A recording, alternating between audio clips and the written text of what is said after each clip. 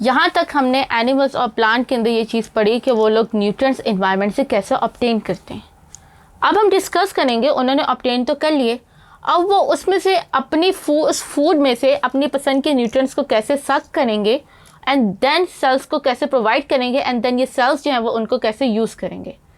तो इसको हम लोग इस डाइजेशन एंड एब्जॉर्प्शन के टॉपिक में पढ़ते हैं। तो एनिमल्स को अगर मैं ह्यूमंस की बात करूँ तो ह्यूमंस के अंदर जो होता है वो 7 इंपॉर्टेंट न्यूट्रिएंट्स हैं।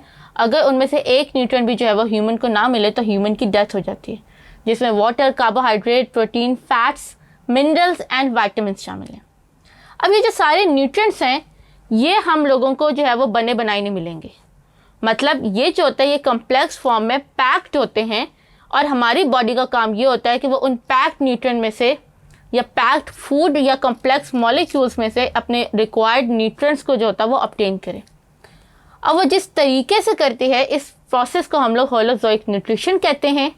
और होलोजोइक न्यूट्रिशन को अगर मैं डिफ़ाइन करूँ तो ये वो मेथड होता है जिसके ज़रिए आप अपनी बॉडी के अंदर फूड लेते हैं एंड देन उस फूड को ब्रेक करके उसके अंदर से न्यूट्रिएंट्स जो होता है वो ऑब्टेन कर रहे हो। तो होलोजोइक के अंदर जो होता है वो हम लोग जो पूरा कंप्लीट प्रोसेस होता है उसको डिफरेंट कैटेगरीज में डिवाइड कर देते हैं। तो पहले फेज़ को हम लोग इंजेशन कहते हैं। इंजेशन के अंदर जो फूड होता है वो हम लोग अपनी बॉडी के अंदर लेके जाते हैं। जैसे आप लोग खाना खाना, दिस इज़ इंजेशन। स्नेल का, गार्डन स्नेल का लीफ को अपने माउथ तक लेके जाना, दिस इज़ इंजेशन।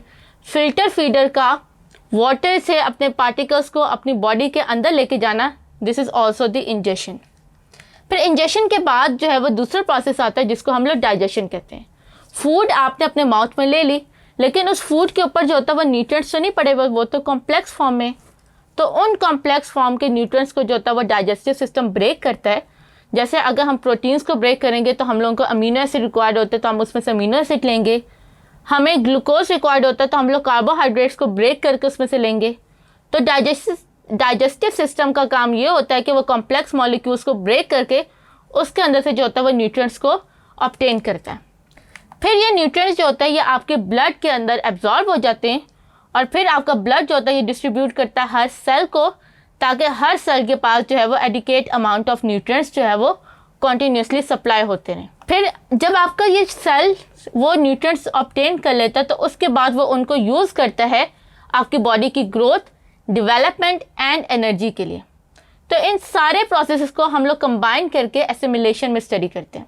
यानी एसिमिलेशन से मुराद ये है कि आपके जितने भी आपने न्यूट्रिएंट्स को ऑब्टेन किए उनको आप कैसे यूज़ करता है कोई भी एनिमल या प्लांट, वो एसिमिलेशन कहलाएगी।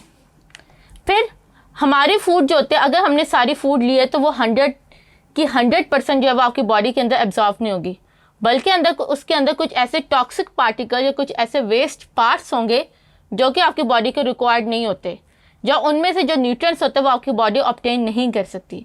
तो देन उसका आपकी बॉडी जो होती है वो अपने अंदर नहीं रखते बल्कि अपनी बॉडी से बाहर इजेक्ट करवा देती है और इस प्रोसेस को हम लोग इजेक्शन कहते हैं। तो इस तरह हम लोग जो होता है वो न्यूट्रिएंट को बिट बाय बिट जो होता है वो प्रोसेस करते हैं और न्यूट्रिएंट्स को जो होता है वो एब्जॉर्ब करते हैं, यूज़ करते हैं और वेस्ट पार्टिकल्स को अपनी बॉडी से रिमूव कर देते हैं।